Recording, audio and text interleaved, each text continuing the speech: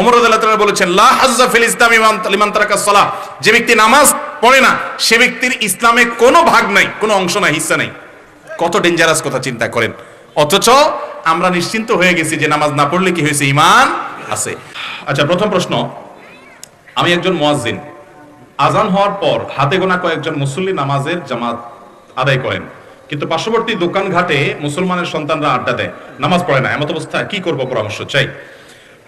এইরকম মুয়াজ্জিন যিনি তার এলাকার মুসল্লিদের নামাজ না পড়া নিয়ে চিন্তিত, এই মুয়াজ্জিন আমাদেরকে আশার আলো দেখায় ইনশাআল্লাহ।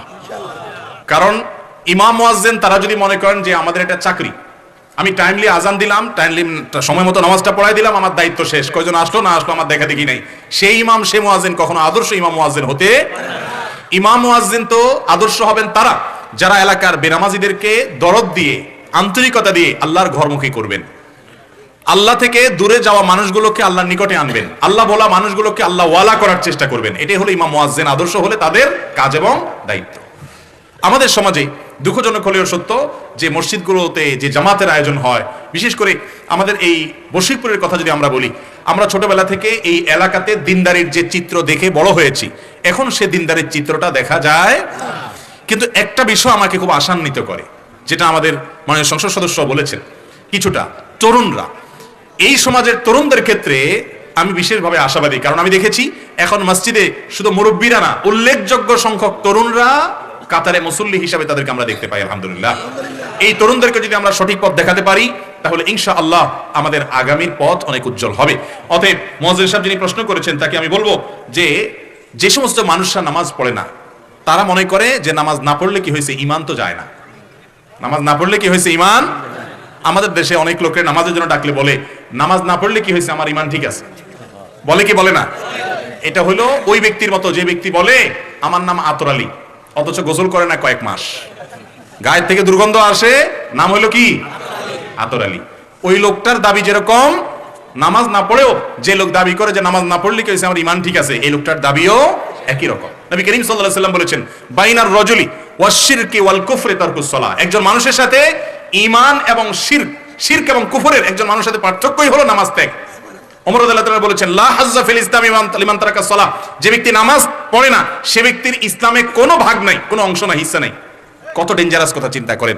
অথচ আমরা নিশ্চিন্ত হয়ে গেছি যে নামাজ না পড়লে কি হয়েছে, ঈমান আছে। পৃথিবীতে অনেক ইমামদের মতে ইচ্ছাকৃত ঠান্ডা মাথায় যদি কোনো মুসলমান নামাজ না পড়ে শুয়ে থাকে, বসে থাকে, নামাজ ত্যাগ করে, তাহলে সে কাফের হয়ে যায়, বেঈমান হয়ে যায়। ইমাম আযম আবু হানিফা রাহিমাহুল্লাহ মত হলো, নামাজ না পড়ার পরও যদি তার ভিতরে অপরাধ বোধ থাকে যে আমি নামাজ না পড়ে কাজটা ভালো করতেছি না, তাহলে এই কারণে এর ঈমানটা আছে, একটু টিকে আছে। তার এই ফতোয়ার কারণে আমরা কিছুটা বেঁচে গেছি, না হলে অন্যান্য ইমামদের ফতোয়া অনুযায়ী নামাজ ইচ্ছাকৃত ত্যাগকারী সে মুসলমান। এই মাসআলা যদি আমরা জানতাম, বুঝতাম আর নিতাম, তাহলে সেক্ষেত্রে আমাদের সমাজে হয়তো বেনামাজি মুসলমান পাওয়া যেত। মুসলমান আবার নামাজ না পড়ে থাকে কেমনে? নবী করিম সাল্লাল্লাহু আলাইহি ওয়াসাল্লামের যুগে মুসলমান তো মুসলমান, কোন মুনাফিকও নামাজ না পড়ে থাকতো না। অতএব ইমাম সাহেব এবং মুয়াজ্জিন সাহেবদেরকে উদ্যোগী হতে হবে। মসজিদ কমিটিতে যারা দায়িত্বে থাকেন তাদের উদ্যোগ থাকতে হবে যে ইমাম মুয়াজ্জিনরা যাতে এলাকাবাসীকে কোরআন হাদিসের আলো দ্বারা আলোকিত করতে পারেন, সেই সুযোগ, সেই ব্যবস্থা তাদেরকে করে দিতে হবে, সেই সহায়তা তাদেরকে করতে হবে। মসজিদ কমিটির কাজ শুধুমাত্র মসজিদের স্ট্রাকচারাল বাহ্যিক উন্নতি করা নয়, বরং মসজিদের মূল উদ্দেশ্য হলো সমাজকে আলোকিত করা। সে আলো যাতে হয় সেজন্য সব ধরনের সহায়তা ইমাম সাহেবদেরকে করতে হবে, এবং সেরকম ইমাম নিয়োগ দিতে হবে, সেরকম মুয়াজ্জিন নিয়োগ দিতে হবে, যিনি এটাকে শুধু পেট পালার মাধ্যম করেন নাই, বরং তিনি এটাকে দ্বীন প্রচারের একটা উসিলা, একটা মাধ্যম, একটা প্ল্যাটফর্ম হিসেবে ব্যবহার করে গোটা সমাজকে আলোকিত করার চেষ্টা করেন। আল্লাহ তাআলা আমাদের সমাজে এরকম ইমাম মুয়াজ্জিন দিয়ে ভরিয়ে দেখ, যারা সমাজকে নিয়ে ভাবে, সমাজের মানুষকে সুন্দর পথে আহ্বান করে।